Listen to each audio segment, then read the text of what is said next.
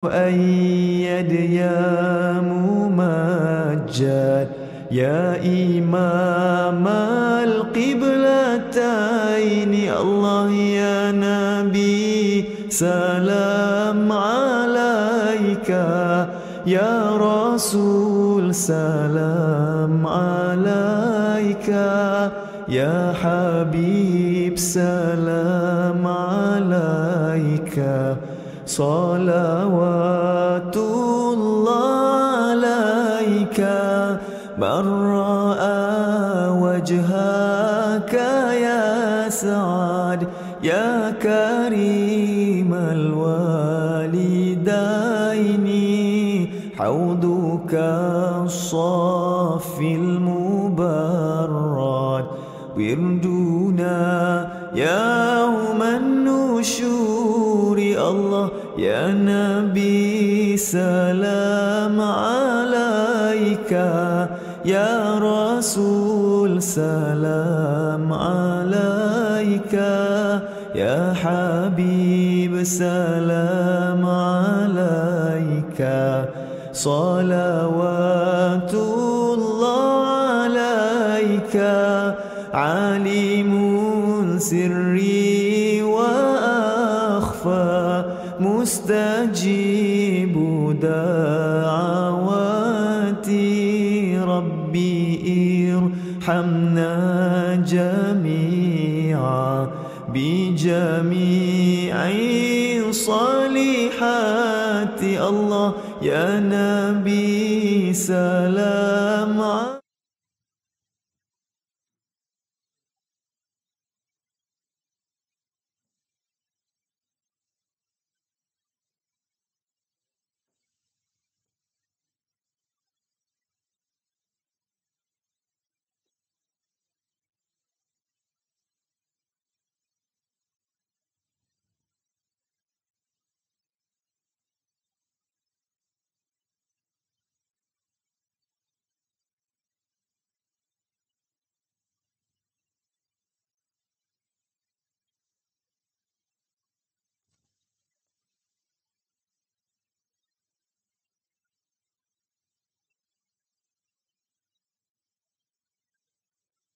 Assalamualaikum warahmatullahi wabarakatuh.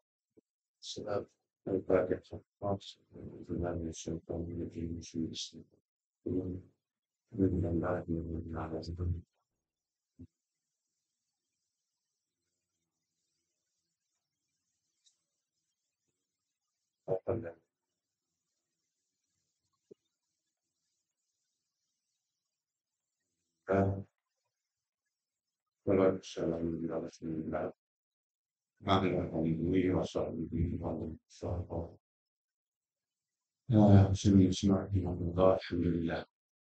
Kita masih ada di dua kesempatan untuk berada dalam Ramadan dan hari ini sudah tanggal 20, di mana kita sudah masuk dalam lingkungan sebulan terakhir. Sebulan terakhir yang dialami salah satu dari tentunya kita sendiri pada mudah-mudahan bulan Ramadan ini menjadikan kita lebih banyak beribadat jika dibandingkan dengan bulan-bulan yang lain. Bukan bulan beribadat, bulan yang membolehkan kita melipatkan dekat ibadat. Jika dia misalnya contoh sembahyang, kita ada sembahyang wajib, sunat, nawafil, rawatib dan sebagainya. Maka oleh kerana itu yang itu kita kena kekalkan. Itu kekalkan. Sunat-sunat yang lain kekalkan, tambah lagi dengan tarawih. Witir pun alhamdulillah biasa. Tapi kadang-kadang orang kita tarawih dia rajin, ba'diyah senyap. Nah, ada setengah tempat tu apabila mari syak dia, lepas azan, qamat lalu. Sebab apa nak derah nak kerja tarawih. Sedangkan qabliyah ba'diyah dulu. Lepas tu pula kadang-kadang lepas syak, Assalamualaikum warahmatullahi wabarakatuh. Apa nama? Salat tarawih rahimahullah lalu. Ba'diyah dah buat. Sedangkan benda-benda itu yang sedia ada dikekalkan. Tambah je tarawih itu. Jadi jangan kejar tarawih yang lain tinggal. Tarawih dia kejar. Qabliyah ba'diyah dia tinggal. Sedangkan sunat ba'diyah tu Ada hadis di Hansyak tu kata-kata tu ada 4 ni. Itu dia.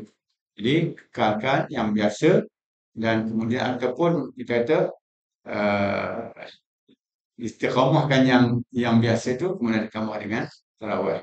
Macam juga baca Quran, bulan ni baca juga, cuma bulan ni lebih sikit, rajin sikit, tambah sikit.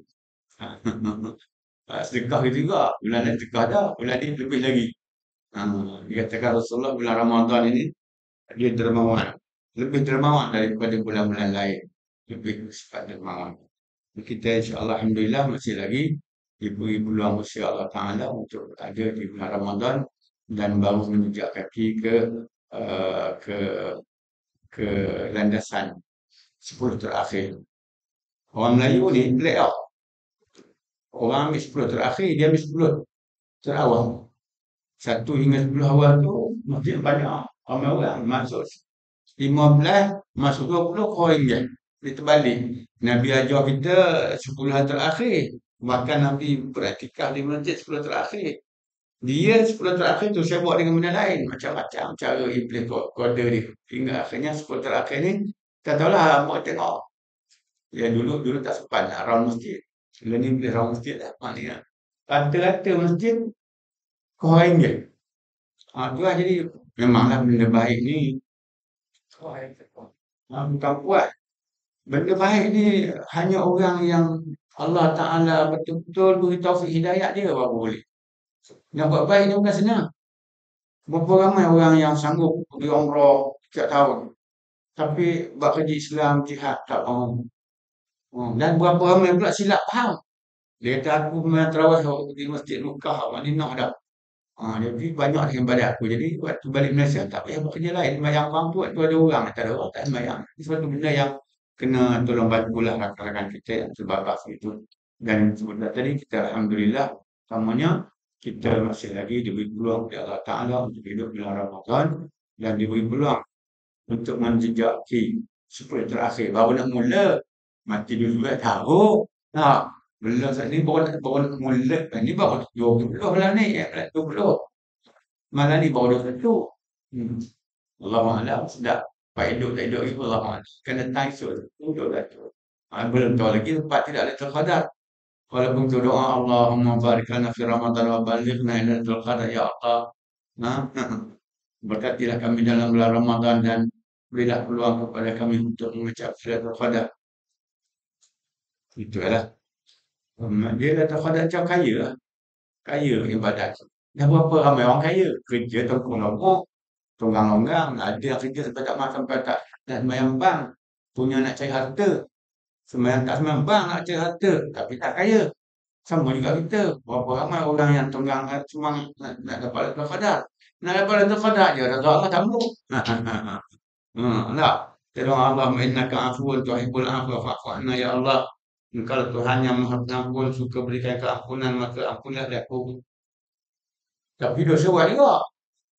Boleh minta ampun buat dosa juga. Jadi oleh kerana itu, kita mohon kepada Allah supaya kita yang dapat menikmati Ramadan ini diberi peluang untuk mencapai Lailatul Qadar dan diberikan keampunan kepada Allah Subhanahu. Dan alhamdulillah hari ini kita bersama lagi hadis kita.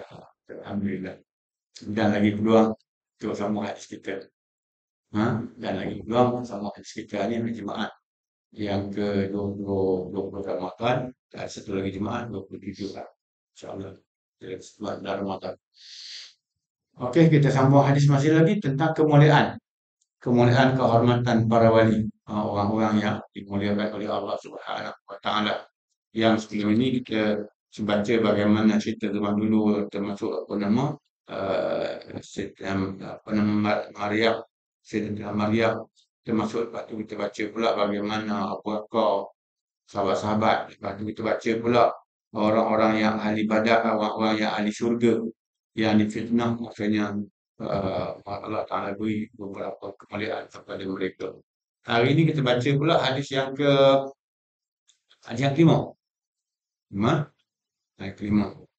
Wa an Jabir bin Abdullah radhiyallahu anhu qala lamma hadarat Uhud da'ani abi min al-layl faqala ma urani illa maqtulan fi awwali man yuqtal min ashabin Nabi sallallahu alaihi wasallam wa inni la atruku ba'di a'azzu alayya minka ghairi nafsi Rasulillah sallallahu alaihi wasallam wa inna alayya dainan faqdi fastawsi bi akhawatika khairan fa asbahna fakana awwal qatil wa dafantu ma'ahu akhar فدفنت معه آخر في قبره ثم لم تطب نفسي أن أتركه مع آخر فاستخرجته بعد 6 أشهر فإذا هو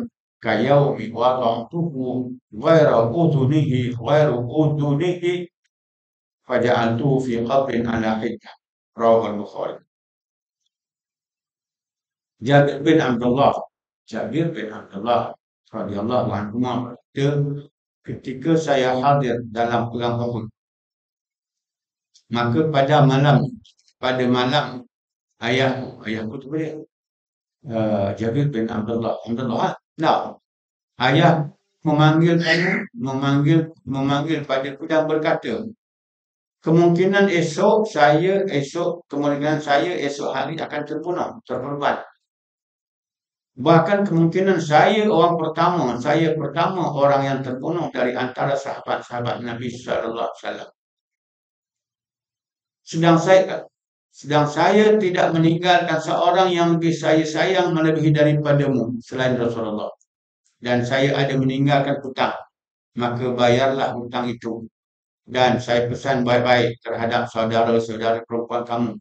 Maknanya adik kakak kamu yang perempuan, jaga molek. Tepat benar, maka esok harinya ayahku lah yang pertama terkorban dari sahabat-sahabat. Maka saya kuburkan ia bersama seorang lain. Tetapi kemudian, setelah 6 bulan, saya keluarkan dari kubur. Tiba-tiba ia, sebagaimana hari saya kuburkan itu, keadaannya tidak berubah sama sekali. Melainkan telinganya. Maka saya kuburkan bersendiri. Ini cerita mati pula, syahid pula. Sahabat-sahabat. Jadi kita baca sahabat-sahabat ni ahli syurga pula. Bukan cerita Pak Kadu, bukan cerita dongeng, bukan cerita zaman kita. Zaman kita tadi, hebat-hebat pun tak tahu dia macam mana. Dapat kamu. Dapat pengampunan siapa? Pengampunan Allah Ta'ala. Kita nak pengampunan Allah Ta'ala. Pengampunan manusia belum tahu. Kalau kita pengampunan manusia, orang Kristian berapa orang diminta suruh padri doa keampunan dia.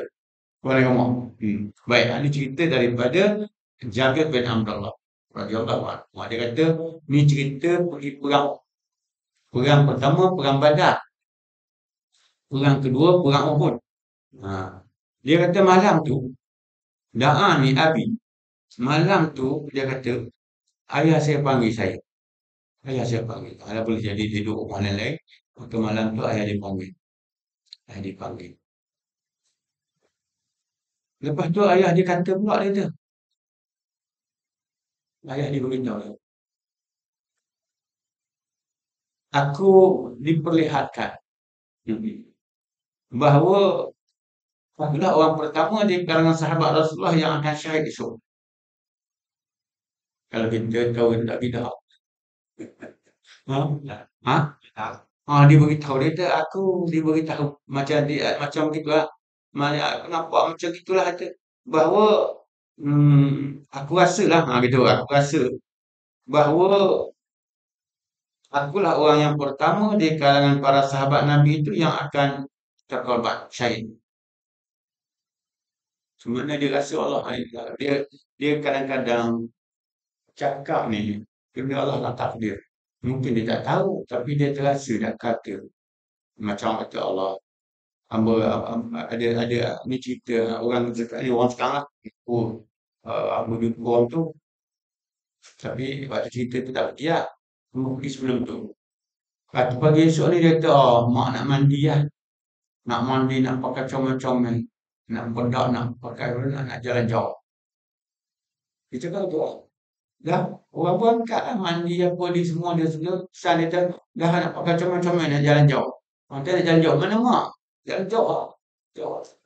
Kata orang tak fikir lah banyak mak dia orang sakit dah. Cuma gitu je. Nak jalan jauh.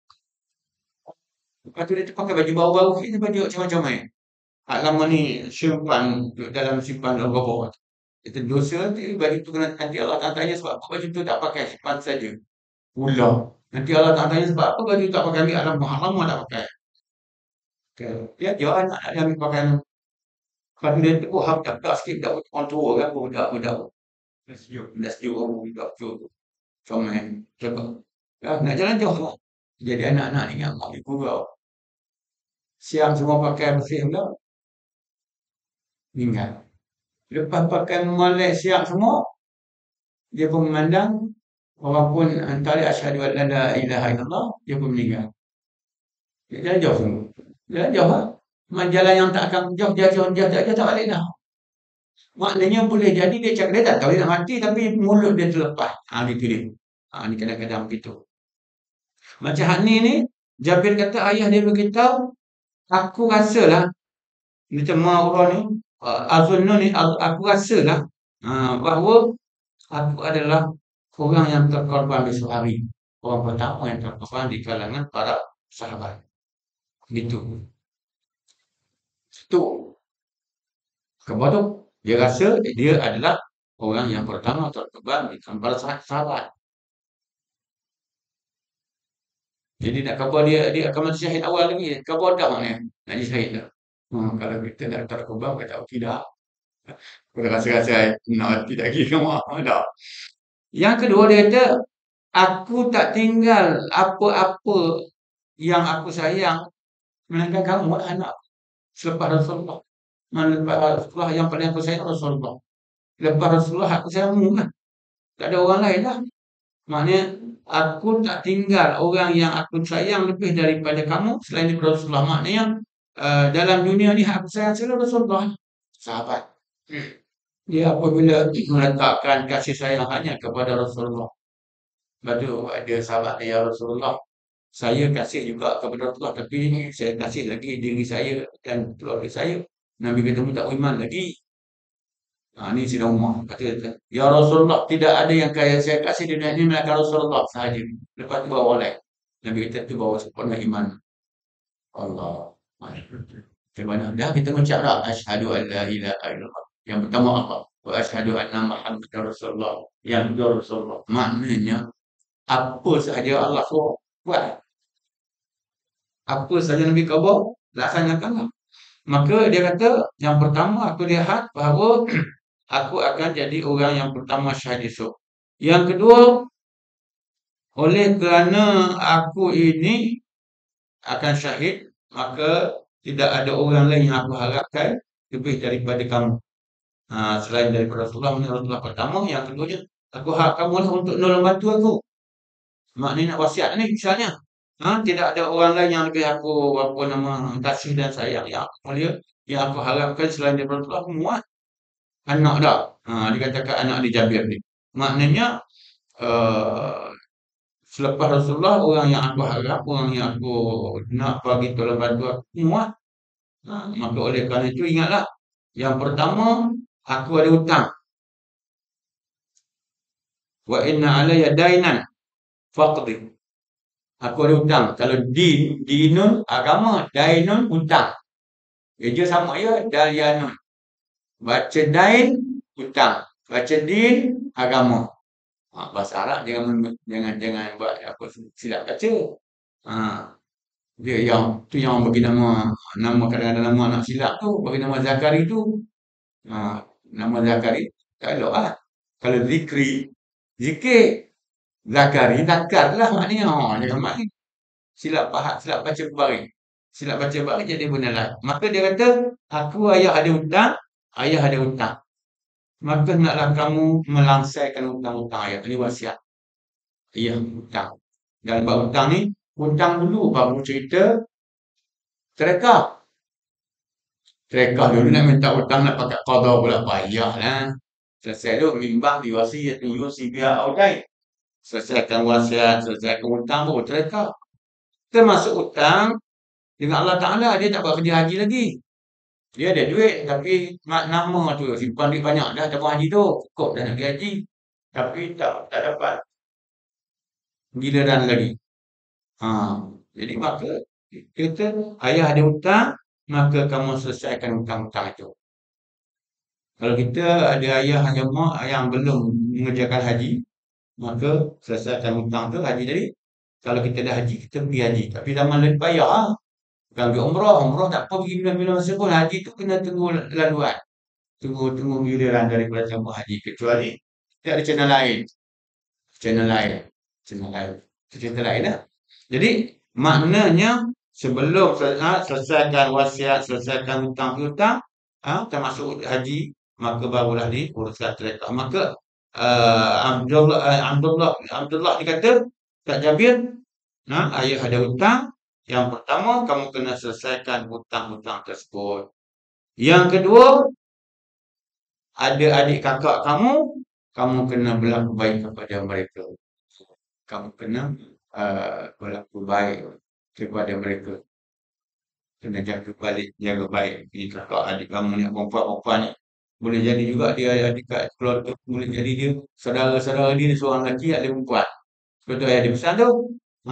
Ayah pesan dia, ayah dia pesan dia supaya jaga saudara adik-beradik dia yang perempuan. Jaga molek. Sebab kadang-kadang manusia ni perempuan tu dia buat barang je, maka apa nama Abdullah ni dia pesan kat Jabir supaya jaga saudara maranya, adik kakaknya yang perempuan. Nak menggambarkan bagaimana dia sebuah memberikan wasiat yang terbaik kepada anak ni. Kalau tak wasiat tu baik dah pasal anak dia tu. Jabir setuju dah, tapi tambah sebagai tanda mengambil berat hal itu, memberi ingatan kepada hal itu. Lalu dia kata fa-asbahna, jika esok siang hari berlakulah peperangan. Sampai siang esok berlaku peperangan Badar tadi, perang Uhud tadi. Fakana jangan sampai dia dulu. Apabila gitu, tiba-tiba fakana awwala qatilin.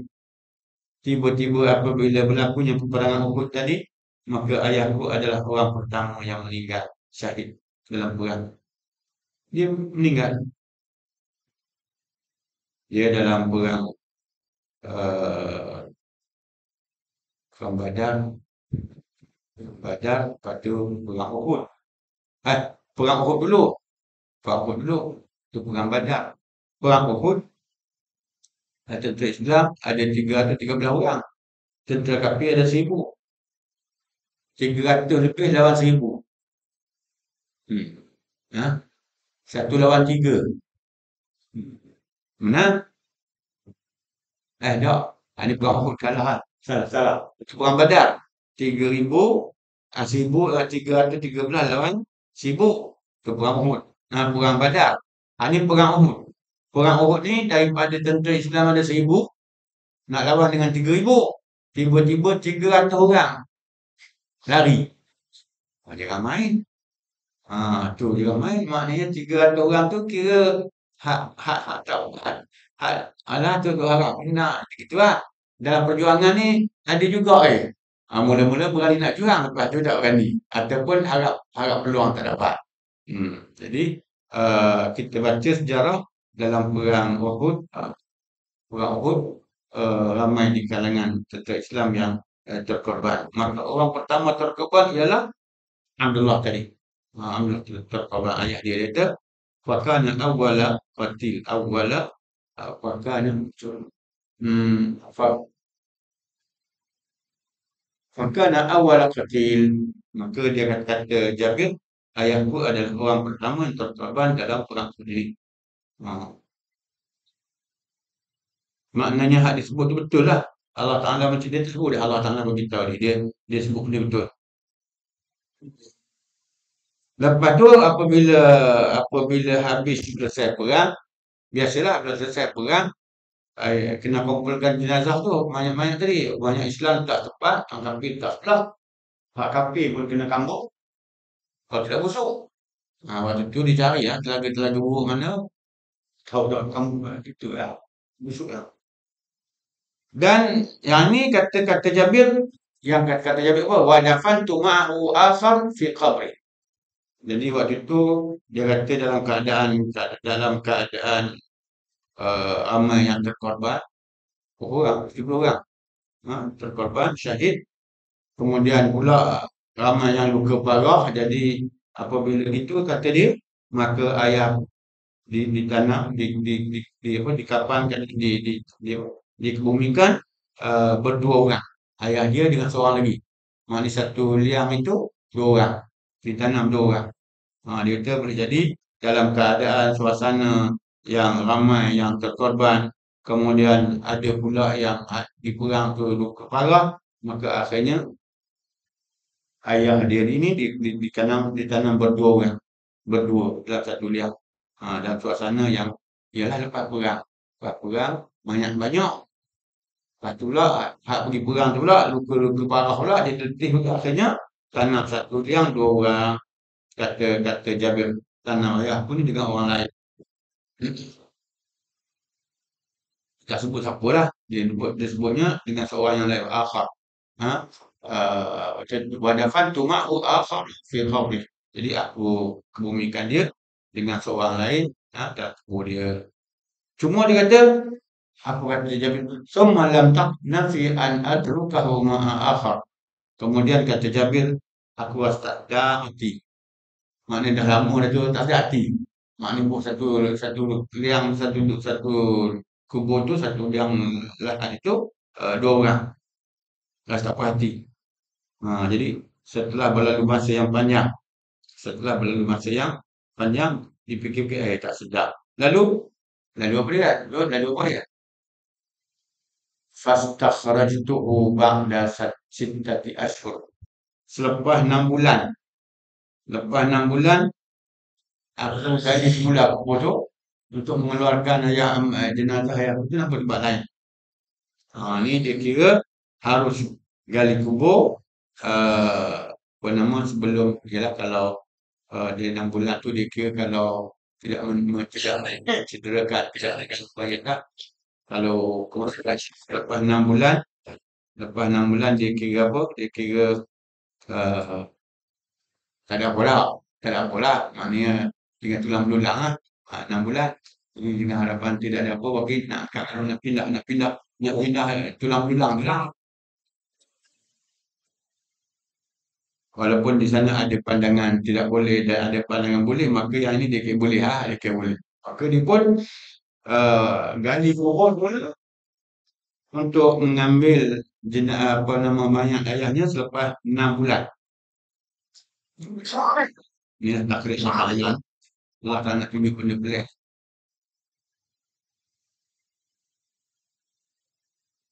Apa yang berlaku? Dalam khabar dah. Fa'idha huwa kayaumi wada'atu.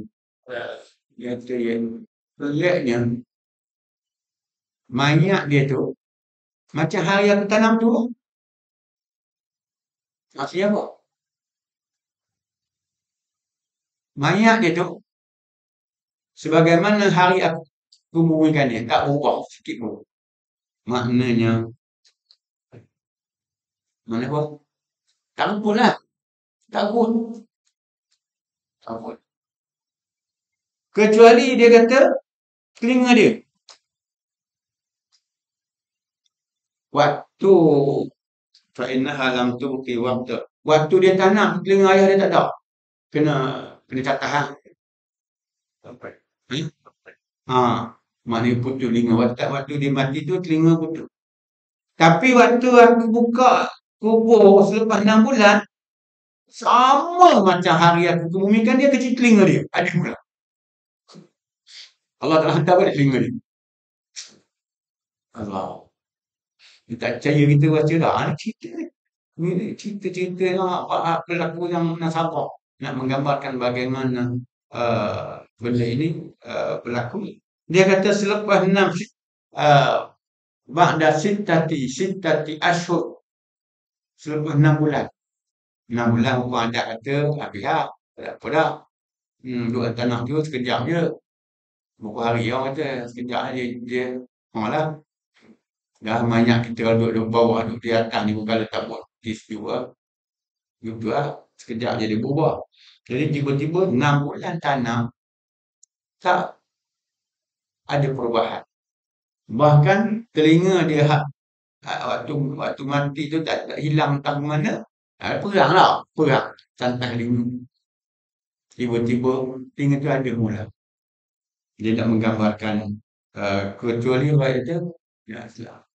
Aku tengok dia tu macam apa? Kayaumi wada'tu. Macam hari aku kebumikan dia. Ghaira uzuni. Ghairu uzuni. Kecuali telinga dia. Dulunya waktu kebumi tak ada, tiba-tiba telinga dia ada. Ni nak. Lalu diletakkan dalam satu pokok cara berasingan. Maka di sini ada beberapa perkara lah. Yang pertama nak menggambarkan ucapan dia. Seolah-olah dia sudah tahu dia akan syahid. Yang kedua, wasiat. Supaya bayar hutang. Bayar hutang. Jadi anak-anak kena selesaikan hutang-hutang dulu sebelum dia buat kerja yang lain. Nak terakhir anak apa, selesaikan hutang dulu. Termasuk hutang dengan Allah Ta'ala ayat tu, haji. Bayar hutang dulu. Kalau dia boleh pergi sendiri, dia pergi sendiri. Kalau tak ada pergi sendiri, dia upah orang yang sudah ada di Mekah. Biasanya, buat masa ini mudah upah orang di Mekah. Upah orang yang ada sana supaya mereka boleh membantu kita untuk menunaikan haji bagi pak kita. Bayaran tu pandai lah. Cakap ni nak. Saya buat masa ni, cakap bawa sini, cakap 2,500 boleh lagi. 2,500. 2,500 tu dia pergi haji, dia untuk si mati ya. Jadi dia buat kerja haji, tapi bagi pihak orang lain. Kemudian kita lihat lagi bagaimana mayat tadi. Jadi ucapan dia tu macam dia nampak satu kemuliaan. Yang keduanya mayatnya tak apa nanti satu kemuliaan kepada orang-orang yang berjihad. Kemudian anggotanya datang kembali tu. Itu satu lagi kemuliaan yang Allah Ta'ala beri. Maknanya ketika perang telinganya telah hilang ke mana. Tapi apabila berada kubur, Allah Ta'ala hantar telinganya kepada dia. Suatu benda yang kemuliaan yang Allah Ta'ala perlihatkan. Dan takdirnya dia tak rasa hati 6 bulan tak kali. Kalau dia gali 2-3 hari itu di 6 bulan. Maka ini Allah Ta'ala memperlihatkan bagaimana orang yang mati syahid tadi tidak pun. Itulah. Dia kalau di Mekah Madinah tu dia Ma'la juga apa lagi tu di Madinah ada juga tempat mati tu biasanya dia lubang-lubang tu lah tutup atas dia. Kemudian lepas 6 bulan dia buka mula. Jadi tulang dia tolak sebelah untuk bubuk mayat pula. Tapi kalau takdirnya dibuka kumula kubur tu, jenazah tadi tak pun, maka dia tak kacau lah. Tanda tu tak sedar tu. Tak sedar, dia situ ya. Jadi gitu ya. Baik. Hadis yang ke-5. Beberapa kemuliaan yang Allah Ta'ala beri kepada seorang yang mati syahid. Yang keenam, wa an Anas radhiyallahu anhu anna rajulaini min ashabin Nabi sallallahu alaihi wasallam kharaja min 'indin Nabi sallallahu alaihi wasallam fi lailatin muzlimatin wa ma'ahuma mithlul misbahain baina aydihima falamma iftaraqa صار مع كل واحد منهما واحد حتى أتى أهله رواه البخاري. Ini hadis yang keenam. Yang keenam, Anas radhiyallahu anhu berkata, dua orang sahabat Nabi SAW ketika keluar daripada masjid Nabi SAW pada satu malam yang gelap gelita. Mendadak depan kedua orang itu ada penerangan bagaikan lampu. Dan ketika masing-masing telah berpisah dalam persimpangan jalan, maka pada masing-masing ada penerangnya sendiri-sendiri hingga sampai ke rumahnya. Kedua orang itu ialah Usaid bin Hudayr dan Abbad bin Bishr. Ini hadis yang ke-6. Ini cerita sahabat-sahabat. Jadi kalau sahabat-sahabat kita tahu, sahabat-sahabat hebat-hebat. Tapi yang kita baca kadang-kadang ada juga hal lepas tu sahabat-sahabat ada. Orang lepas ada juga. Jadi hari ini sahabat-sahabat nak menggambarkan bagaimana mereka diberi kemuliaan. Itu kemuliaan oleh Allah SWT. Diberi kemuliaan. Jadi kata Anas bin Malik radhiyallahu anhu, dia kata apa? Ada dua orang sahabat Nabi. Ada dua orang sahabat Nabi yang antaranya namanya Usaid bin Hudayr dan Abbas bin Bishr radhiyallahu anhu. Dua orang. Ada riwayat macam itulah, ada orang yang kata orang lain, tapi majoritinya kata mereka riwayat daripada kebanyakan yang kata annar rajulain Usaid Usaid bin Hudayr wa Abbad bin Bishr radhiyallahu anhu.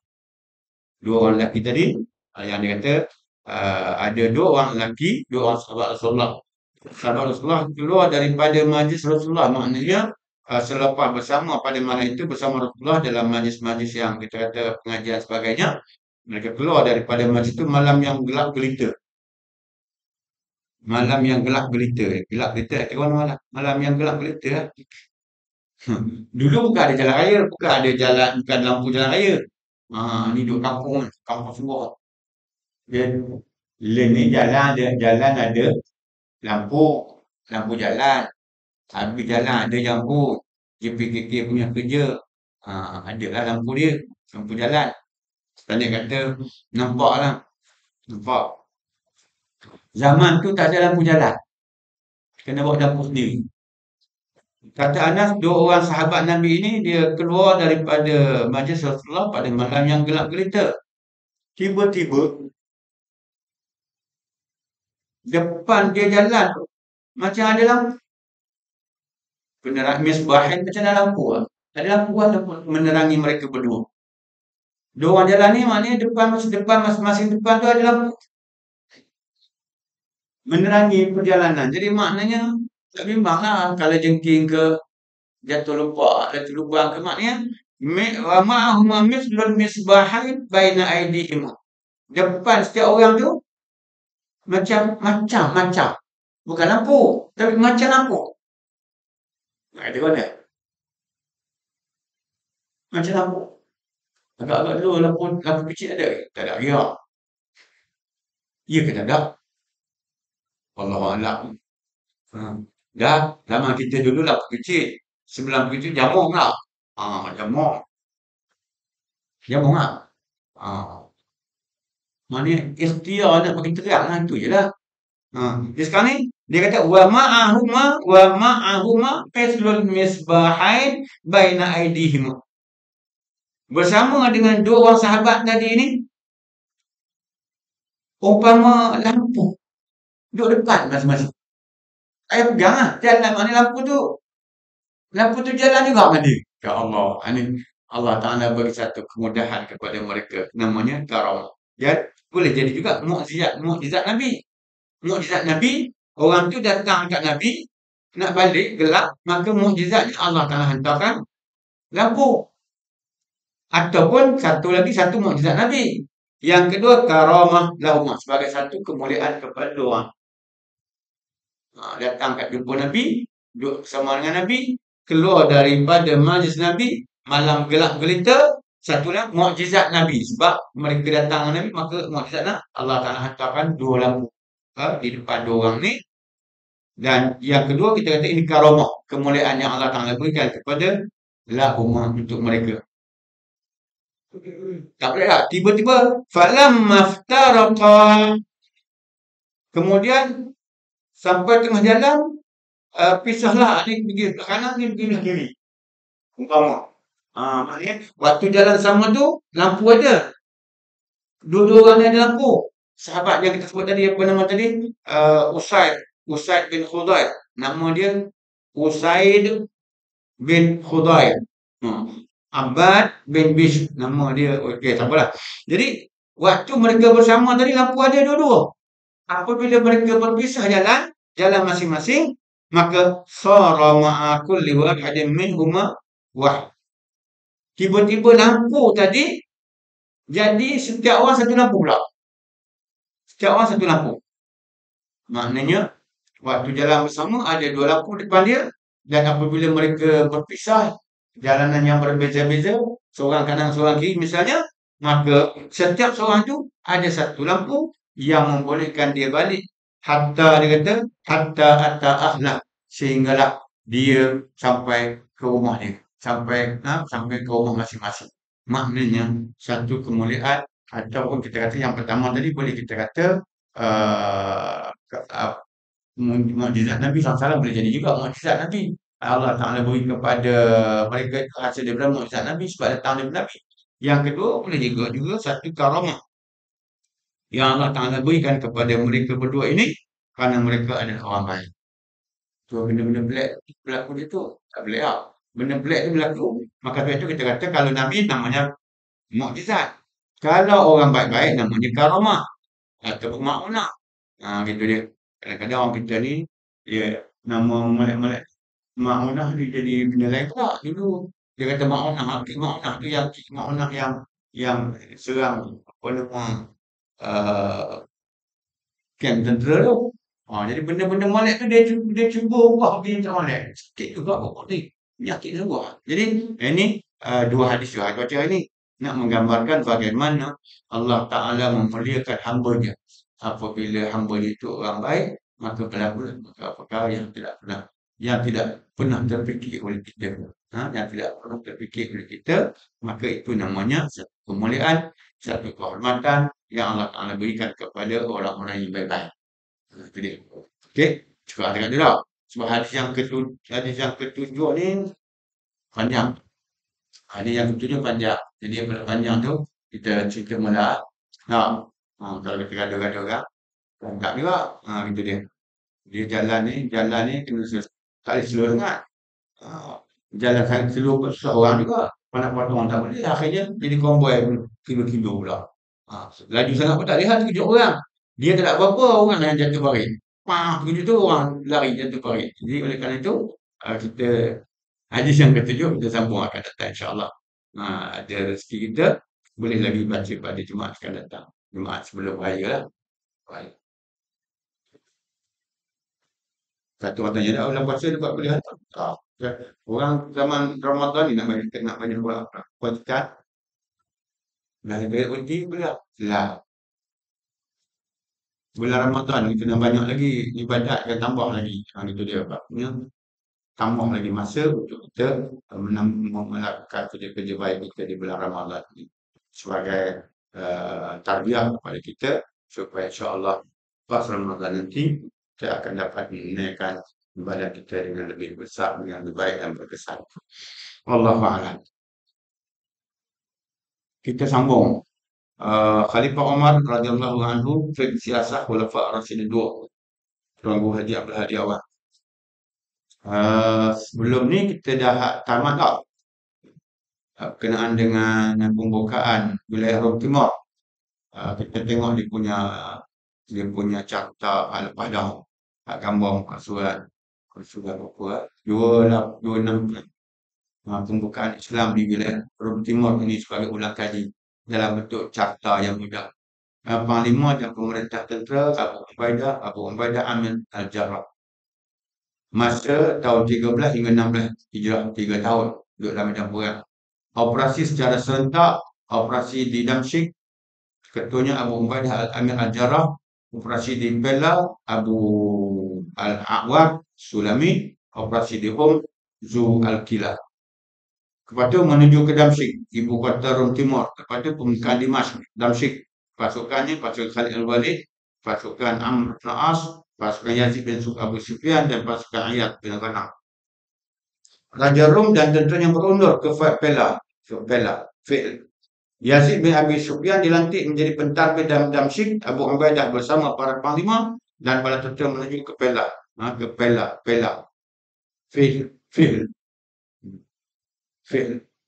Di Melayu Pella bahasa mudah.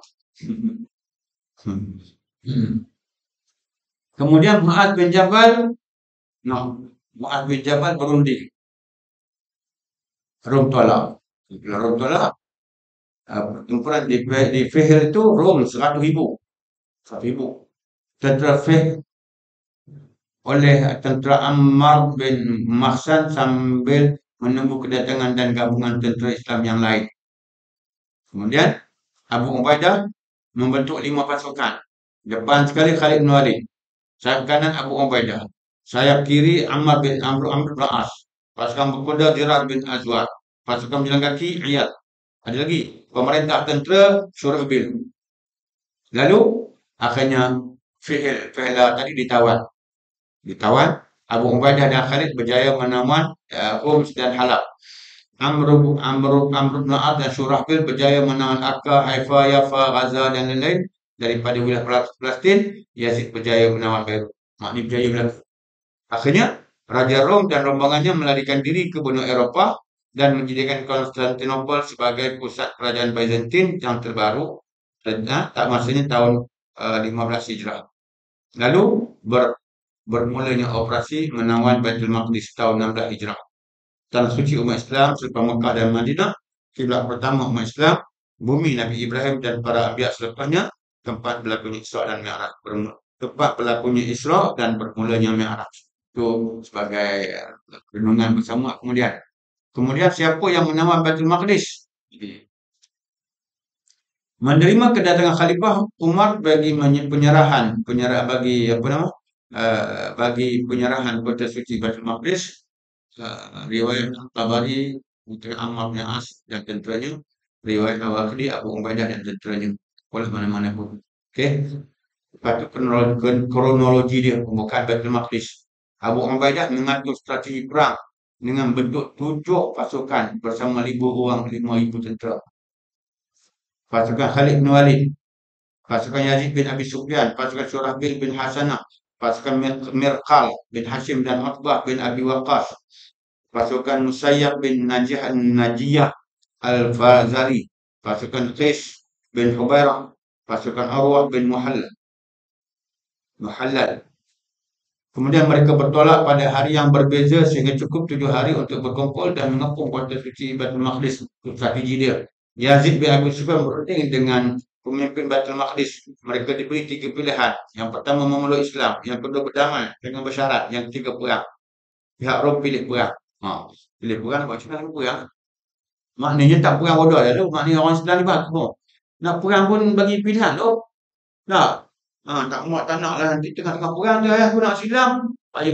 Jadi pertama, kalau masuk Islam, habis cerita. Tak payah perang. Kalau tak muat tu berdamai. Berdamai maknanya jadi Islam jadi ketua. Berdamai tu Islam jadi ketua. Bukan dia jadi ketua. Kalau dia jadi ketua, damai nak tanpa. Islam kena berpuasa. Barulah orang yang boleh aman damai. Sebab orang Islam ni dia ada dosa pahala syurga neraka. Orang atas Islam dia ada syurga neraka dah. Dia ada pahala dah dia. Jadi oleh kerana tu dia buat memuji lalu dia tanpa tak. Ni dengan Israel ni baru ni damai dah. Dah dia rasa berat nak mampu dia ajak damai. Bila lega sikit kak serang. Dia gini, dia damai tu dalam keadaan dia teruk nak damai. Dia tahu. Jadi kita orang Islam pula Allah Ta'ala wa in jana qawlisan bi fajnah laha wa tawakkal 'ala Allah. Allah Ta'ala kata dah, kalau musuh nak berdamai, damai. Lepas tu Allah Ta'ala dah kata damai bertipu juga Allah Ta'ala. Wa in yuridu an yakhda'uka fa inna hasbakallah. Allah nak khabar dah. Damai. Kalau buat tu nak nipu kamu ada Allah. Jadi maknanya jangan tunjuk jahat kita. Kita nak damai ya, kita damai. Walaupun damai tu nampak macam strategi jahat. Tapi Allah Ta'ala kata, kalau mereka nak tipu buat damai ni, tak apa, semua dia Allah kan. Jadi, orang Islam ni baik semua. Tapi jangan pijak kepala. Kata dia. Baik, tapi jangan pijak kepala. Maka tentera Islam bagi pilihan. Yang pertama masuk Islam. Bukan paksa dah masuk Islam. Kalau masuk dalam Islam, selesai. Kalau tak masuk Islam, berdamai. Berdamai maknanya mau kena jadi kerajaan di bawah kuasa kerajaan Islam lah. Tambah juga perang. Maka tentera Rom bertahan secara bermati-matian sehingga ramai tentera Islam syahid dan kepungan memakan masa 4 bulan. 4 bulan ni. Kesabaran dan keimanan adalah faktor ketahanan tentera Islam dalam jihad. Nampak? 4 bulan tu berperang. Kepungan. Kemudian tentera Islam menembusi pertahanan musuh dengan bantuan penduduk tempatan yang menolak penjajah Rom. Dia apabila Rom ni, kerajaan Rom ni dia kerajaan besar, kerajaan dunia. Dia sombong dan dia kaut harta rakyat negeri tu untuk balik negeri dia. Dia menjajah kan. Penjajah ni dia ambil kekayaan negeri yang dijajah macam kita lah. Orang putih ambil kekayaan kita balik negeri dia. Habis buku-buku kita balik negeri dia. Lepas tu dia declare nama kapal bawa pun tenggelam. Lepas tu orang kata Orang pergi luar, pergi negeri orang putih, ada kitab-kitab kita yang tersimpan sana, dia pelawak je. Jadi orang kafir apabila dia jajah negeri, dia buat macam-macam, dia rampas kekayaan negara tu dan rakyat negara itu akan hidup derita sengsara. Jadi mari Islam juru molek. Jadi akhirnya penduduk ini tolong bantu Islam walaupun dia sama agama dengan Rom, agama Kristian, tapi oleh kerana Rom tu jahat, zalim, maka dia bersama dengan orang Islam. Dia puati. Rupanya orang dulu cerdik kat orang lain tak kira puati, tipu macam mana pun, lepas tipu, lepas tipu kencing. Apa belaka? Dia kata, itu dia buat kebajikan tu. Jadi dia macam hati dia khatamallahu ala qulubihim, macam hati dia tu macam Allah tak nak fikir lah. Nak buat macam mana ni? Macam orang kafir lah. Dia semua berhala semua tu, dia tak nak fikir. Ada setengah tu, Tok Chai telanjang. Tok Chai jalan telanjang. Tok Chai, kita ni kau alim, kau tutup-tutup. Kau jaga molek aurat dia. Ni Tok Chai ni ada jaga gereja, ada jaga tempat ibadat tu. Telanjang tau ke. Lepas tu mari orang pula cium kaki pula. Agak-agak kena batu. Kalau nak cerita jahat, ada cerita biar, cerita apa. Nak cerita nak jadi padri tu ada syarat dia tau. Syarat dia tu nak jadi padri tu. Nak interview tu. Buat tak cerita lah tu kat rumah. Kata-kata menghina kamu dia pula. Panglima besar Rom melarikan diri. Nampak ni? Tentera Islam menembusi pertahanan Mutigul membuat pertahanan Islam dan menembusi pertahanan musuh dengan bantuan penduduk tempatan yang menolak penjajahan Rom. Jadi Rom yang jahat ni ditolak oleh oleh penduduk tempatan sebab dia nampak Rom jahat. Jadi nak kabarnya orang dulu dia mati yang jahat yang baik, maka akhirnya mereka tolong bantu kerajaan Islam sebab mereka nampak Islam ini lebih jujur. Tu akhirnya kafir pun kalau dia berhati molek, dia jumpa lah. Berapa banyak kita jumpa baca orang-orang yang kaji Islam akhirnya masuk Islam. Hak dulu orang cerita, hak dia kaji, saintis kaji, kenapa iddah orang perempuan tu hak mati suami dengan hak cerai biasa. Beza. Dia kaji kat rahim. Kaji kat rahim tu dia akhirnya nampak orang hak gini. Dia tanya orang Islam sebab apa orang perempuan Islam ni lepas nikah, lepas cerai tak boleh nikah lalu. Dia cerai ni nikah lalu. Kita khabarlah sebab tu nak pastikan rahim dia bersih daripada zuriat sebagainya. Maka dia kaji-kaji akhirnya dia tahu hebatnya. Akhirnya dia masuk Islam. Baru ni yang berjumpa lagi satu cerita. Seorang orang sains, di cerita tak kita, seorang ahli sains Jepun. Cerita dah rasa. Dia x-ray, dia sakit jantung. Kesan check scan apa nama, nampak kepala kambing kat jantung dia. Kepala kambing. Allah Ta'ala bagi nampak kepala kambing. Dia telefon kepada seorang pensyarah Melayu Malaysia yang duduk di Terengganu. Dia khabarlah dia sakit jantung. Tapi peliknya scan tengok dia nampak tajuk kambing kat jantung dia. Kawan dia pula pensyarah ni khabar kat seorang hamba Allah tu di belah Kuala Lumpur. Kawan tu dia Allah akan takdirkan dia boleh ikhtiar lah. Kalau orang sakit jantung pakai ikhtiar. Dia boleh berubat ikhtiar. Jadi dia kata tolong khabar kat orang tu sediakan air di sana. Sediakan air sebab sekendi ke apa tu tak tu. Yang kosong sampai esok hari. Sebab saya nak baca doa dan saya nak sembahyang ajak di sini. Jadi orang sakit ni, orang kafir pun dah orang suruh tu dia buat lah. Lepas tu esokan hari bersyarah tu Melayu tu mari jumpa pula. Okey, dia kata pesan dia suruh minum air. Adalah ajar pesan telefon sana pergi arah bagi sana minum. Takdir Allah Ta'ala dia minum air tu sakit lega sekian mula hilang tanduk kambing. Lepas tu dia orang sains, orang kaji. Dia kaji. Lalu dia pula apa hal air ni, aku minum air ni. tanduk kambing hilang, sakit jantung pun hilang. Dia kaji. Dia ambil air the holy water, air padri jampi tu dengan air jampi Hindu. Hindu pun ada orang ada juga tau. Ni air apa the holy water yang Kristian. Ni air yang apa nama? Ah, Hindu. Dia check tengok molekul-molekul air tu ada benda pelik-pelik. Dia campur air Hindu dengan air jampi Kristian dengan air jampi Hindu. Lepas tu dia check molekul-molekul tu kelahi. Belaka. Menang Hindu. Macam cerita kartun juga lah. Tapi ini cerita orang sains tau. Dia buat kajian, dia buat kajian molekul-molekul air benda tu. Rupanya boleh nampak, boleh buat dia cakap balak dua tu menang Hindu. Dia pun menang Hindu. Dia ambil semula hak Hindu, dia ambil semula hak Kristian, tuang tu dia ambil air hak jampi Malaysia, tu. Dua-dua mampu habis je. Hak Hindu mampu, Kristian mampu.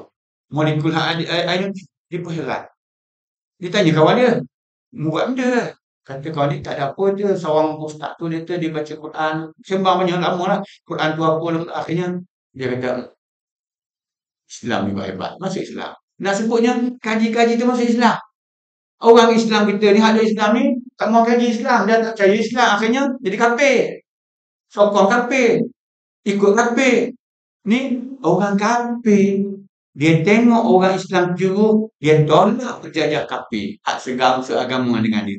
Lalu Panglima Besar Rom melarikan diri ke Mesir dan penduduk Baitul Maqdis berdamai.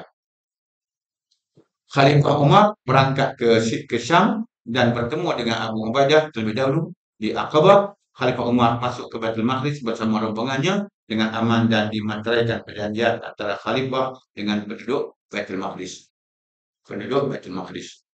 Itu berlakunya Baitul Maqdis kembali kepada Islam. Lepas tu krisis besar semasa Khalifah Pemerintahan Umar pada tahun 18 Hijrah digelar sebagai tahun Ramadah, debu berlangsung selama 9 bulan, ketiadaan hujan, kekurangan air, tanaman tidak menjadi, kebuluran manusia dan binatang. Ya, kemarau panjang yang melanda Madinah. Hukuman hudud digantikan dengan takzir. Kemungkinan kesalahan berlaku disebabkan keterpaksaan, ada unsur syubhat.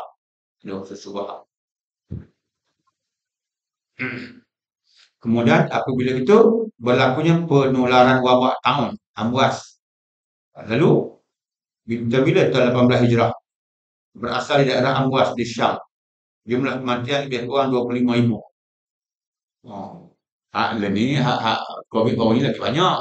Kalau orang kata zaman tak ubat 25,000 je, zaman ni juta. Puncanya banyak tentera musuh yang terbunuh dan tidak terus tentera musuh. Tentera Islam, kalau tentera Islam mati, syahid, dikebumikan. Ni tentera kafir tak ada nak kebumikan di tempat dia. Jadi beliau tu banyak masuk. Banyak yang terkebang, banyak penyakit. Mengorbankan beberapa orang sahabat penting, Abu Ubaidah Al-Jarrah, Zawlah itu, Yazid bin Abu Sufyan, Mu'adz bin Jabal, Surahbil bin Hasan. Ini hebat-hebat para sahabat. Ini yang syurga belaka.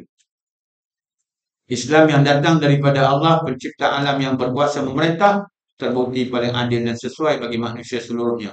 Bukan sahaja diterima oleh para Islam secara iman dan ta'abud, bahkan orang bukan Islam juga menerima secara redha tanpa paksaan, sehingga mereka mengakui pemerintahan Islam lebih baik dan lebih adil dari kerajaan yang dipimpin oleh penganut seagama sebangsa dengan mereka. Itu belakang. Maksudnya orang yang seagama sebangsa dengan kerajaan Rom sanggup tinggalkan kerajaan dia kerana kerajaan yang saling.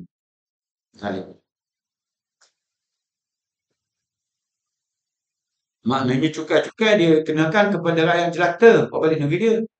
Mana orang kaya tidak hamba dia lah. Orang kaya bilang petani, nelayan dia hamba dia lah. Buat kerja susah-susah, harta boleh kena mau. Tinggal mana? Tinggal untuk makan je. Nak kaya tak boleh lah. Cukai tu cukai ni. Sedangkan lebih baiknya pemerintah ni berusaha untuk menolong bantu rakyat. Sebab tu kalau misalnya musim berlaku darurat, musim COVID tu, kena ada bantuan ni untuk rakyat. Tanpa pilih bulu. Jadi gitulah. Baik. Habis cerita selesai sampai kepada Baitul Maqdis sudah pun berada di tangan Islam, akhirnya kemarahan ke Mesir pula. Kemarahan ke Mesir pula. Mesir nak tengok Mesir, muka surat berikutnya tu. Tengok atas tu. Mesir. Tadi kita tengok tu, Baitul Maqdis atas sekali. Muka surat 272 tu. Palestin, Baitul Maqdis atas sekali, turun ke Gaza. Lihat sekarang ni. Baitul Maqdis dengan Gaza ni tempat perang. Arish, masuk Mesir, Farma, bawah sikit, Zakazin, Ansham, Babylon. Ini dia bukan Mesir. Baca dia. Kemarahan ke Mesir, Amr bin As yang tersamat daripada bencana tahun kerana berada di luar kawasan wabak telah berjaya mengatasi wabak itu dengan kaedah kuarantin. Lama dah pakai kuarantin tu. Orang tengok kita. Beliau memindahkan penduduk ke kampung dan lepas sungai lembah sebagai penempatan tanpa mempedulikan cemohan Abu Wasilah Al-Huzali yang berbangga disebabkan dia terlebih dahulu memeluk Islam. Jadi ada juga jenis itu. Yang mendahului di masuk Islam sebelum Amr bin As. Apa dia kata? Dia kata ke Amru, "Kadzabta wallahi laqad sahibtu Rasulullah sallallahu alaihi wasallam wa anta syarud min himari hadha." Subhanallah. Demi Allah, sesungguhnya engkau berbohong wahai Amr. Aku lebih dulu bersama Rasulullah memeluk Islam. Jangan mu ni lebih bodoh dan lebih teruk daripada kaldai aku. Ada juga option tu. Jadi dia memeluk Islam. Jadi dia lebih dia komplain luar. Gitu dia. Sebab Amr bin As ni melakukan sistem kuarantin. Melakukan sistem kuarantin. Jadi dia temu bohong. Mu kata aku dulu sahabat Rasulullah. Cakap makan garam dulu lah. Banyak juga. Walaupun dia cemas demikian rupa, Amr bin As tetap arahannya tanpa peduli terhadap perhatian tersebut. Akhirnya wabak tahun dapat diatasi dengan jayanya. Kaedah ini. Kita baca dah bagaimana Umar pun tak pergi kawasan tu. Barangkali disebabkan oleh kemampuan dan ketokohan Amr bin As dalam ketenteraan dan pentadbiran, maka Khalifah Umar mengarahkannya untuk memimpin operasi membebaskan Mesir daripada penjajahan Rom Byzantine.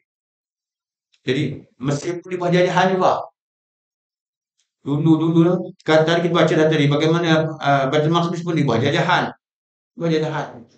Ni bawah jajahan kerajaan besar lah. Rom. Parsi selesai dah. Kita baca Parsi lah. Parsi selesai dah ni. Selesai ni Rom lah ni. Jadi Mesir berada di bawah penjajahan Rom. Amr bin As terus melaksanakan tugasnya bagi membebaskan bumi Mesir daripada penjajahan Byzantine Rom. Mesir ini umpama anak emas kepada kerajaan penjajahnya. Mesir ini umpama laksana anak emas kepada kerajaan penjajahnya disebabkan oleh hasilnya yang kaya daripada hasil lembah Sungai Nil yang paling subur dunia sejak zaman dulu hingga kini. Air Sungai Nil tu merentas daripada Sudan sampai cuma ni air. Lepas tu dibawa lah cawangan-cawangan air tu. Sungai tu ada terusan lagi cerita tu. Lepas tu dibuat kincir air yang tak payah pakai kuasa, tak payah pakai kuasa elektrik. Ni air tu dia dibuat cedok tu. Lepas tu air tu masuk tu tu balik tu. Jadi dia pakai tu lah, dibuat dengan kayu tu, gerak gitu, gerak gitu lah. Gerak gitu. Ni gerak tu dia bulat tu, ujung tu ada cebok gitu. Lepas tu dia bawah tu masuk air. Air tu sampai atas dia tuang gitu. Turun mula air. Jadi air tu lepas tu dialirkan sebuang. Air pandai buat dia tu air. Air yang dialirkan tu subur letak apa pun. Situ sawi, situ timun, situ Allah. Kita kalau pergi Mesir, pergi tahun lepas tu kita pergi juga kampung dulu waktu belajar tak ada nak pergi. Waktu belajar tu pergi belajar je. Tak cara kampung-kampung orang tu. Hari ni pun pergi tengok sikit, tengok kampung-kampung Allah. Subur kampung ni, ya Allah. Hijau je, pokok macam-macam. Sawi, sayur memang murah-murah. Lepas tu ulam dia pakai muah gitu ya. Tak payah dah masak-masak. Allah, dah. Jadi apabila subur, nampak? Subur, hasil banyak. Senang. Maka dia Mesir menjadi anak emas kepada penjajah. Kerajaan Rom bermati-matian mempertahankan Mesir sebab dia kira ini tempat yang boleh mendatangkan hasil. Lalu sebelum meninggal dunia, Abu Ubaidah telah menerima utusan daripada khalifah. Abu Ubaidah telah menerima utusan daripada Khalifah Umar Al-Khattab. Apa kata dia? Wa idza qara'ta bi kitabi hadza fa'amir Amr bin As an yatawajjah ila Masr bi askari. Apabila kamu menerima dan membaca surat ini, serta merta arahkan Amr bin As bersama tenteranya supaya marah ke Mesir. Tengok arahan senang. Di Madinah bagi arahan kepada Abu Ubaidah supaya memerintahkan Amr bin As ke Mesir. Tiada sempadan yang menghalang bumi Mesir dengan bumi Palestin. Pada hari ini ada Yahudi yang kacau. Rakyatnya pula mengalu-alukan kedatangan tentera Islam disebabkan oleh keperitan hidup di bawah penjajahan Rom yang sangat zalim. Jadi rakyat Mesir tu maknanya mengalu-alukan kedatangan tentera Islam. Sebab apa? Sebab duduk bawah kuasa Rom ni, harta banyak, boleh dia. Rakyat buat kerja, harta banyak, rakyat buat kerja, pertanian semua. Tapi rakyat hanya boleh makan saja, nak kaya tak boleh. Dicuri, dikebah di belakang. Ni menentang penjajah kafir gitu lah. Kalau tak kafir pun perangai macam kafir gitu juga. Tapi kalau orang Islam perangai macam kafir, lebih teruk daripada kafir. Lebih teruk lagi. Sebab tu orang munafik jahat lebih daripada kafir. Sebab tu azab orang munafik lebih teruk daripada orang kafir. Innal munafiqina fi darkil asfali minan nar. Allah Taala kata orang munafik ni duduk Allah ni. Neraka tu darokat. 1, 2, 3, 4, 5, 6, 7. Maka hak bawah sekali tu hak munafik. Apa sebab? Sebab dia tahu Islam tapi dia lawan Islam. Dia ngaku dia Islam tapi dia lawan Islam. Dengan orang Islam dia kawan, dengan orang kafir dia kawan. Jadi dia boleh makan kiri kanan. Maka Allah Taala akhir tu mau di bawah kali. Teruk sekali. Gitu dia. Jadi rakyat Mesir mengalu-alukan kedatangan tentera Islam. Rakyatnya menghadapi kemiskinan disebabkan hasil kekayaan mereka yang dibawa ke negeri Rom. Nampak tak? Penjajah hampas dia. Dan kalau kita merintah negeri kita pula, rakyat suruh buat kerja tapi hasilnya boleh kat kerajaan Melaka, tak guna jadi kerajaan gitu. Dia tolong bantu rakyat. Rakyat perlu dia tolong bantu. Kena buat projek-projek yang boleh menolong bantu rakyat. Ni bunyi pelaburan berbilion-bilion, trilion macam-macam. Tapi rakyat sakit. Ya, kalau harga minyak naik, siapa yang tanggung? Siapa tanggung? Kita lah. Kalau ikan mahal, kita yang makan, kita tanggung. Tukang jual, dia tu beli mahal. Aku beli 10 riyal, dia 10 riyal. Aku beli 10 riyal, aku jual 12 riyal, 13 riyal. Dah kalau aku beli 13 riyal, dia jual 12 riyal. Ada di mana-mana. Siapa yang tanggung? Rakyat ni. Jadi rakyat menghadapi kemiskinan disebabkan hasil kekayaan mereka yang dibawa ke negeri Rom. Apa yang tinggal pada rakyat Mesir tidak pula memberikan pulangan yang adil kepada mereka. Ni maka orang Mesir cerdik. Dia kata tak jadi macam ni. Walaupun seagama sebangsa tak pakai. Ini Islam juga. Mesir bukan cakap Arab dulu. Cakap Santi. Tapi apabila Mesir tu dimasuk oleh Amr bin As dengan rakan-rakannya bukan cakap Arab Melaka, sehingga mereka pun jadi bahasa Arab jadi bahasa Mesir. Asal Mesir bukan bahasa Arab. Bahasa Turki. Tapi hasil daripada tentera Islam berada di negara itu, akhirnya mereka suka bahasa Arab. Dan masih Islam biasalah. Orang Islam ni dia suka bahasa Arab. Sebab Quran dalam bahasa Arab, hadis dalam bahasa Arab. Nabi kita cintailah bahasa Arab. Sebab bahasa Quran bahasa Arab, bahasa aku bahasa Arab, bahasa akhirat bahasa Arab. Okey, kedatangan tentera Islam diharapkan membawa perubahan kepada mereka daripada perhambaan kepada Rom kepada kemerdekaan manusia yang dibawa oleh Islam. Berita kemenangan Islam dan pemerintahnya yang adil telah memberikan suatu harapan baru kepada mereka. Maka orang kafir Mesir, kafir Mesir pun dia kata tak apalah kita tolak biasa agama sebangsa pun sebab apa? Jahat kianat, tipu, kecil, ketimbang. Ada dah dulu itu. Itulah. Arahan Abu Ubaidah kepada Amr bin As menafikan riwayat yang menyatakan bahawa Amr bin As bertindak sendiri tanpa arahan daripada Khalifah Umar Al-Khattab radhiyallahu anhu. Ada juga orang bertindak nak kata anggota tu babi degil. Dah arahan. Tugas Amr bin As mengetuai pasukan tentera ke Mesir juga mengambil kira bahawa Amr bin As pernah melawan Mesir dan berpengalaman berkenaan wilayah tersebabit. Di sana pula besar harapan bagi tentera Islam untuk mendapatkan sokongan rakyat Mesir sendiri yang sudah lama ditindas dengan kezaliman kerajaan Rom.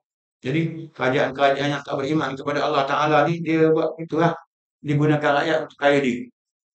Pemimpin dia kaya-kaya. Rakyat derita. Maka boleh lah. Maknanya hasil kena buat saja. Tapi dia rampas. Ini macam situ komedi juga. Penawanan kota Farma dan Belbis. Amr bin As membawa bala tentera dengan mengharungi padang pasir Sinai. Seterusnya menawan wilayah Arish yang terdekat dan menjadi kunci kemasukannya ke Mesir. Arish di mana tengok? Cuba tengok sebelah kiri kita tu. Baitul Maqdis, lepas tu Gaza, Arish. Nampak tak? Arish sebelah kiri. Di tepi laut Mediterranean. Dan tu mula tu Arish, Farma, bawah lagi Zakhazik, Anshab.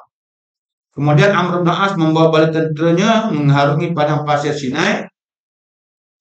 Seterusnya menawan wilayah Arish yang terdekat dan menjadi kunci kepasukannya ke Mesir. Itu pintu masuk Mesir. Kemudian mereka bergerak menyerang kota Farma yang menjadi kubu pertahanan pengkalan tentera Rom yang mempertahankan Mesir.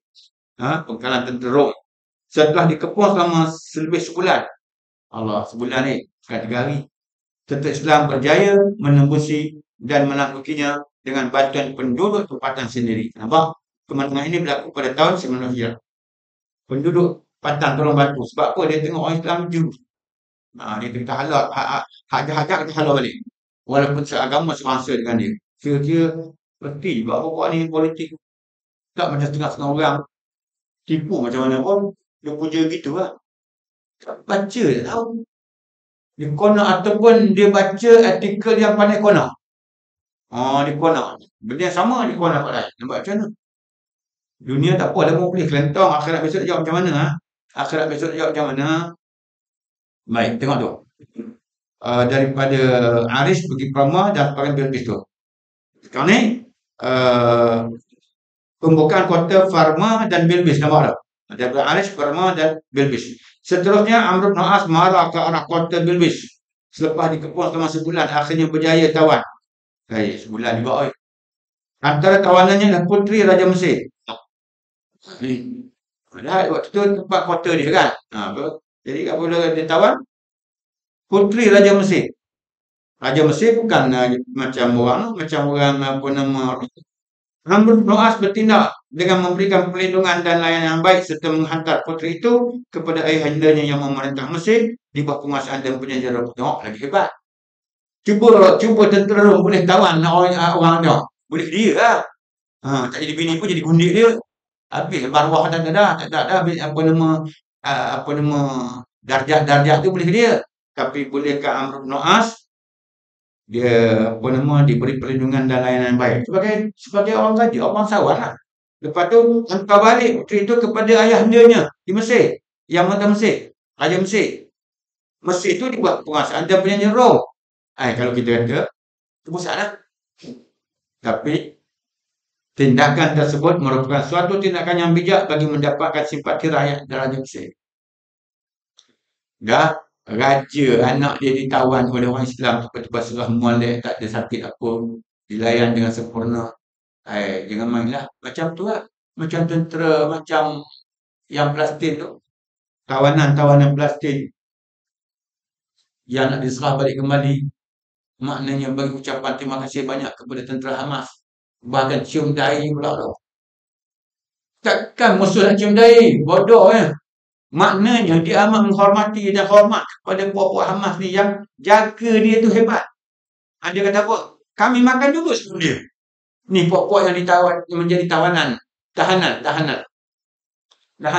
Hamas ni. Setelah dikeluar dia apa? Hamas manusia, bukan manusia. Sebab apa? Kami orang tahanan. Kami makan dulu sebelum dia. Tak habis kami boleh makan. Dia terasa macam tu. Maknanya menghormati orang lain lebih daripada menghormati diri sendiri. Maka akhirnya puak-puak ni ada yang masuk Islam. Masuk Islam hasil daripada pergaulan, perbincangan. Tapi kalau hak Islam ditawan oleh Yahudi, keluar nanti, tak bengong ada juga keluar bengong. Jadi mental rosak habis. Tekanan. Kalau tidak pun, tangan separuh, kaki separuh, telinga tak ada. Dia harap dera begitu sekali. Sebab tahap tu. Gitu dia. Agak-agak kenapa Amr bin As melayan orang Mesir sebagai rupa? Langkah ini juga ialah wasiat Rasulullah kepada para sahabat. Supaya berlaku baik terhadap rakyat Mesir. Nabi kata dulu. Nabi kata, innakum sataftahuna Misr. Allah, apa dah? Muncul rahsia dah. Maklumat sampai dah. Innakum sataftahuna Misr. Wahia ardun yusamma fiha al-qirab. فإذا فتحتموها فأحسنوا إلى أهلها فإن لهم ذمة ورحمة. Sesungguhnya kalian akan menaklukki Mesir. Ini tahun 19 baru. Itu adalah sebuah negeri yang juga disebut nama Al-Qirab.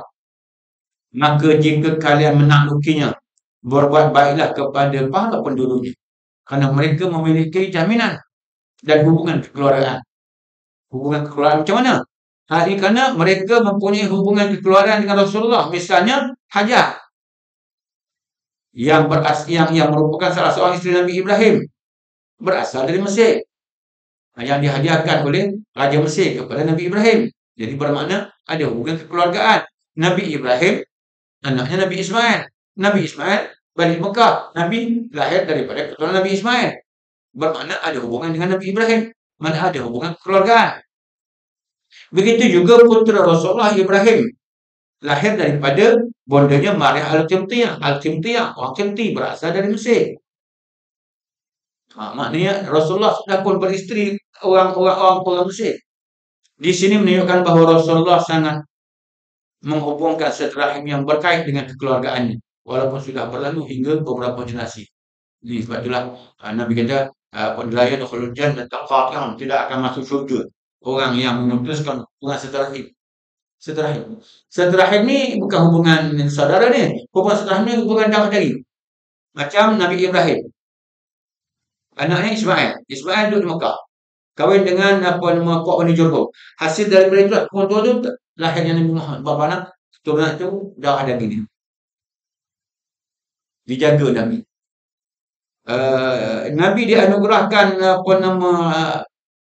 Qibtiyah, Maria Al-Qibtiyah, dan dapat anak di putera meninggal ketika kecil. Maka ada hubungan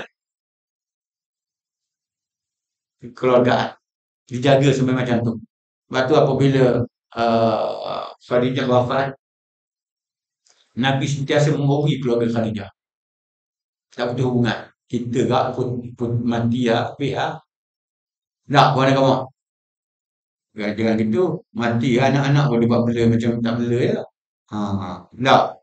Satu ketika Nabi apabila dia sembelih kambing sebagainya, dia ingat keluarga Khadijah. Serah sampai Aisyah pun cemburu juga. Wah, ini semua. Gitu. Maknanya apa? Maknanya hubungan kekeluargaan tadi dijaga. Walaupun katanya hubungan silaturahim. Kekeluargaan tadi dijaga.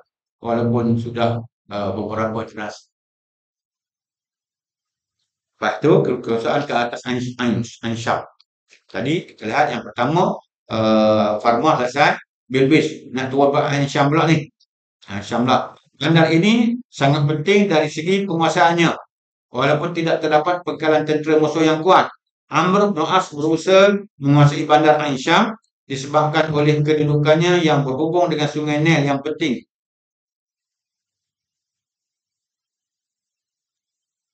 Seterusnya menjadi perhubungan dalam menggerakkan tentera Islam ke wilayah yang lain. Jadi dia kalau dalam hubungan jalan raya, mana jalan yang utama Sungai Nil lah. Dia jadi jalan laut, jalan perantaraan dan jalan air selain daripada padang pasir. Amr bin As berjaya memperdayakan tentera Rom Naik perang kan, perang kena pandai tipu daya lah. Memperdayakan tentera Rom dengan anggotanya seramai 15,000 orang berbanding dengan tentera musuh 20,000. Sikit juga. Apa dia buat? Apabila Amr bin As meletakkan tentera Islam di kawasan padang pasir yang jauh dari jarak kota pertahanan tentera musuh. Tentera musuh pula merasakan mereka mampu mengalahkan tentera Islam. Hal itu menyebabkan tentera musuh keluar dari kota pertahanan mereka di Ansyab. Teknik dia. Duduk jauh. Duduk jauh tu jadi, duduk jauh tu, dia di kota. Maknanya kalau kita pergi serang kota, dia payah. Dia duduk dalam pagar. Dia duduk dalam, sebab dia Yahudi tu, di negeri dia tu, dia buat benteng. Dia buat tembok semua tu, dia tahu dah, dia nakut. Dulu sampai ni dia nakut. Dia ni kena dia dan ada apa nama pembantu dia. Okey. Jadi Amr bin As ni dia duduk jauh lah. Duduk jauh tu. Puak Arab ni ingat kan? Boleh makan nak. Dia pun keluar kota dia. Keluar kota dia serang. Sana dia serang ni kau nak masuk lepak kau ni. Tu cara dia. Sebab tu tentera dia tak nampak dia ada kepala, sayap kanan, sayap kiri, belakang. Jadi maknanya apabila orang pergi serang sana, sayap dia kepung. Jadi tentera terkepung lah. Tu cara dia. Akhirnya hal ini menyebabkan tentera musuh keluar dari kota pertahanan mereka di Ansyab. Amr bin As membentuk 3 pasukan yang diletakkan di beberapa tempat strategik untuk menyerang. Akhirnya berjaya menempaskan tentera musuh. Sehingga musuh meninggalkan banda-banda berhampiran untuk bertahan di kota Babila. Jadi apabila gitu, apabila tentera keluar dari kota, maka tentera dia dapat kepung. Dia tak menang. Boleh. Satu persatu, tentera bandar tadi dapat ditawar di Syam. Lepas Syam mana pula? Babylon pula. Lepas Babylon pula. Raja Mesir yang bergerak Al-Muqawqis masih lagi tidak percaya kemampuan tentera Islam yang telah berjaya mengalahkan tentera Rom. Kerana jumlah tentera Islam yang sikit dibandingkan dengan bala tentera Rom, maka Raja Mesir masih terus berada di bawah naungan kerajaan penjajah. Jadi dia rasa penjajah kuat lagi. Jadi kalau dia tahu Islam gagap, dia akan bagi kerjasama kepada Islam lah. Jadi Raja Mesir masih terus berada di bawah naungan kerajaan penjajah itu, walaupun tentera Islam telah marah menawan Bandar Ansyab. Bandar tersebut banyak memberikan kemudahan kepada Islam, walaupun dilihat oleh para panglima Rom tidak terpenting dari segi ketenteraan. Akhirnya tentera Rom bertahan di dalam Bandar Babylon. Kota Babylon yang kuat, sistem pertahanannya di Mesir. Jadi Babylon nampak tu, nampak Ansyab, dia ada Babylon ni dia ada kota pertahanan dia. Kalau kita pergi Mesir lah ni pun, kita akan jumpa kota-kota tu. Nak tinggi-tinggi, batu tu ada. Rupanya dia pakai batu lah. Lepas tu ada sepuang pula. Lubang-lubang sepuang. Untuk nak tengok apa nama musuh dari jauh. Kota dia memang hebat lah. Dia buat daripada batu. Dia bersimat, batu dan simat. Jalan kaki tinggi je tak. Bahkan kalau kita pergi negeri Arab ada belaka tu. Di Mesir ada, di Jordan pun ada, kita akan jumpa lah. Jadi balik akhirnya tentera Rom bertahan di dalam kota Babylon yang paling kuat sistem pertahanan Mesir. Raja Mesir terus sama berada dalam kota itu. Kota tersebut dipilih menjadi pusat pentadbiran raja kerana percaya bahawa kerajaan boleh bertahan dengan pelindungan tentera Rom oleh jumlah yang besar. Itu dia. Rasa macam boleh lah. Macam boleh. Macam boleh tu maksudnya dia rasa Rom tu gagah lagi. Rom gagah lagi. Dia rasa Rom boleh menang lagi. Kalau dia rasa Islam menang, dia tak boleh buat Rom. Jadi akhirnya penawanan kota Babylon panjang cerita sikit, kita sambung lah. Kalau tidak kita gaduh. Jadi maknanya satu persatu daripada tadi kita nampak daripada Farma, daripada Arish ke Farma, lepas tu Bilbis. Lepas ni kita akan lihat pula bagaimana Babylon pula ditawar yang merupakan tempat strategi dia. Lepas tu barulah kita nampak ketika itu barulah berlaku lagi pertempuran yang akhirnya Mesir tunduk kepada Islam. Begitulah cerita dia, bukan mudah rupanya. Berbulan-bulan, bertahun-tahun dalam pertempuran.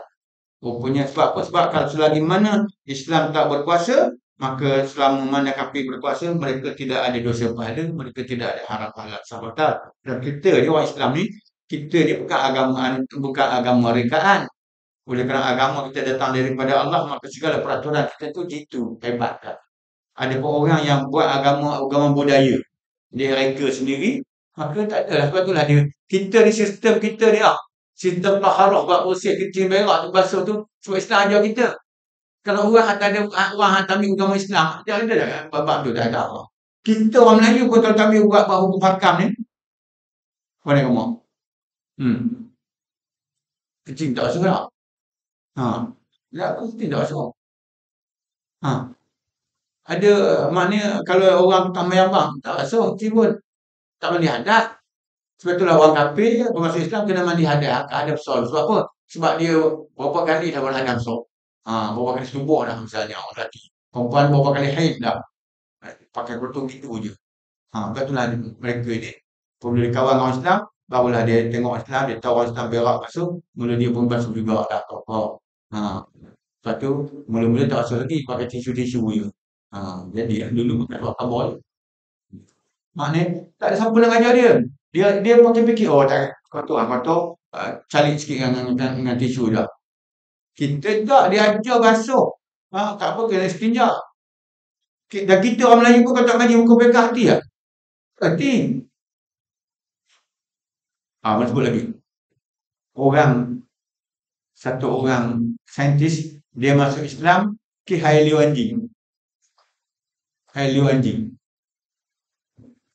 Apabila anjing tu jilat bekas tu, maka orang Islam pun basuh. Sama 7 kali, 1 daripada air tanah. Jadi orang kafir ni orang ahli orang belajar, orang ahli sains.